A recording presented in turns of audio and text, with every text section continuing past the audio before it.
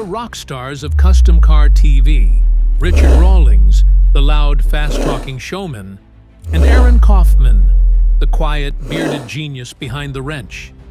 Together, they weren't just co-workers. They were the reason Fast and Loud exploded into a global sensation. Richard brought the swagger and the salesmanship. Aaron brought the skills that turned junkyard wrecks into rolling works of art. Gas Monkey Garage wasn't just a shop, it was a brand. And Aaron Kaufman was at the heart of it, even if he never tried to be. Their chemistry on screen was undeniable. Richard would pitch a wild idea, and Aaron would make it real. Builds that should have taken months were turned around in weeks. Burnouts, tight deadlines, and million-dollar flips became their signature. But under the surface, the dynamic was shifting. Fans loved the drama, the banter, and the fast-paced edits, but few realized how grueling it was behind the scenes. From the beginning, Aaron had one rule: build it right. He was obsessed with detail, perfect panel gaps, seamless welds, custom fabricated everything. His commitment to craftsmanship made him a fan favorite. But as the show grew, so did the demands.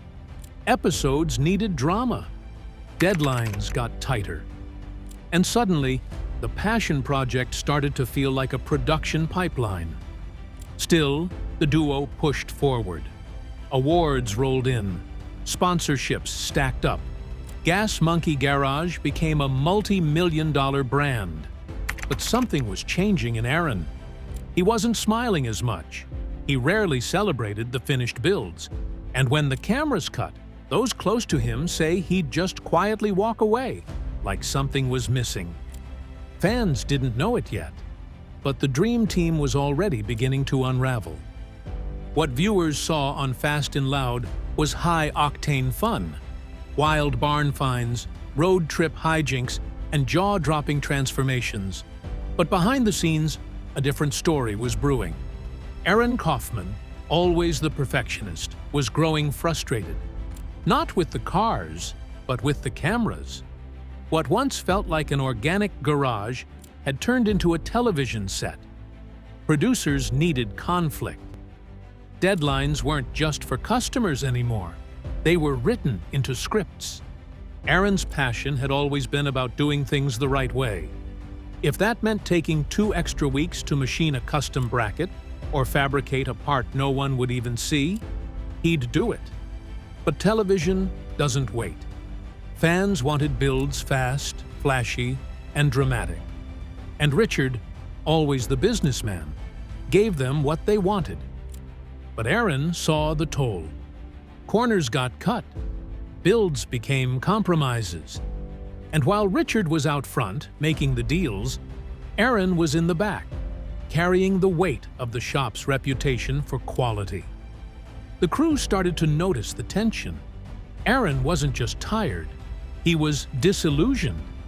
He didn't sign up to be a TV personality. He signed up to build world-class cars. And more, it felt like the show came first, and the craftsmanship came second. One crew member later said, "You could see it. He'd stare at a half-finished car and just shake his head.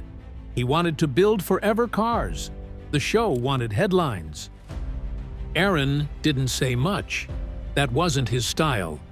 But when the camera stopped rolling, he stopped pretending everything was fine. By the final season, things had reached a boiling point. Aaron was worn thin, not from lack of ideas, but from the lack of time to do them right. The crew was being asked to turn builds around faster than ever. One project in particular became the last straw. The timeline was unrealistic, the parts weren't right, and the pressure to finish for a primetime slot was suffocating. To Aaron, the project wasn't just rushed, it was wrong. He reportedly vented to a friend, "It's not a garage anymore, it's a set. The cars don't matter. Only the footage does." That quote would go on to define the growing divide between Aaron and Richard. Richard, ever the showman, knew the value of airtime. For him, TV brought in sponsors, partners, and global attention. For Aaron, it was a distraction, a distortion, a compromise. He didn't blow up. There was no dramatic walkout. That wasn't Aaron's style. But something changed. He became quieter, more withdrawn. And eventually the team realized Aaron wasn't just frustrated. He was done. When Aaron Kaufman officially announced he was leaving Gas Monkey Garage, the internet lit up. Fans were shocked. How could one half of the iconic duo just walk away? Richard Rawlings gave a smooth, media-trained response. He said Aaron wanted more creative control, that the split was amicable. But even in that short segment, viewers could sense something was left unsaid. Aaron stayed mostly quiet at first, but in later interviews, pieces of the truth came out. "We just didn't see eye to eye on what mattered anymore," he said. That one sentence said it all. To Richard, the garage was a brand. To Aaron, it was sacred. One prioritized cameras and car flips. The other prioritized craftsmanship and time. When those values clashed, there was only one way it could end. There was no feud, no shouting match, just a clean break. But make no mistake, when Aaron left, it wasn't just a job change, it was a philosophical divorce. In the months following Aaron Kaufman's departure, Fast and Loud tried to carry on. Richard Rawlings leaned into his role as the show's ringmaster, and new builders stepped in to fill the void. But something was missing, and everyone knew it. Fans flooded forums and comment sections, echoing the same thought. It's not the same without Aaron. Behind the scenes, Richard made a move. A private meeting was arranged. No cameras, no crew, just two former friends sitting down to talk. What was said in that meeting has never been fully revealed, but according to a source close to the situation, Richard extended an offer. Come back on your terms. Build the cars you want. Forget the show's demands. Aaron reportedly listened, and then declined. His words, as relayed by someone in the know, were cutting in their clarity. You chose TV, I chose building. That's the difference. It wasn't about ego. It wasn't even about money. It was about purpose. Aaron had already seen what chasing ratings did to the garage's soul. Going back would have meant betraying the very reason he left in the first place. And Richard? He didn't push. That one meeting was the first and last attempt to bring Aaron back. In the years since, neither man has revisited that conversation publicly. But fans still wonder, what if Aaron had said yes? What if the Dream Team had reunited? But that's not how real divisions heal. Some roads, especially ones built on mismatched visions, don't lead back home. On the surface, the split was about values, craftsmanship versus commercialism. But behind the scenes, some say money played a role too. Aaron Kaufman wasn't just the builder. He was the reason many viewers tuned in. His calm precision and rebel meets genius energy were irreplaceable. And yet, insiders whispered that the financial split between Richard and Aaron didn't reflect that reality. Rumors swirled.